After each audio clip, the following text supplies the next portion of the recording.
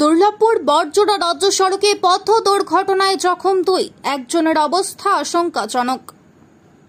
আবারও পথ দুর্ঘটনা ঘটল বাঁকুড়ার দুর্লভপুর বড়জোড়া রাজ্য সড়কের ভদ্রা মোড়ের কাছে। স্থানীয় সূত্রে জানা গেছে, আজ সন্ধ্যায় দুই বাইক আরোহী দুর্লভপুর দিকে আসছিল।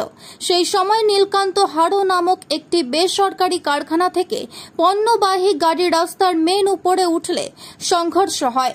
জখম হন দুই বাইক আরোহী। ঘটনাস্থলে উপস্থিত হন গঙ্গাজল ঘাটি থানার পুলিশ আহতদের উদ্ধার করে চিকিৎসার জন্য হাসপাতালে পাঠান। একজনের অবস্থা আশঙ্কাজনক বলে জানা গেছে। এরপর স্থানীয় মানুষজন পুলিশকে ঘিরে বেশ কিছুক্ষণ বিক্ষোভ দেখান।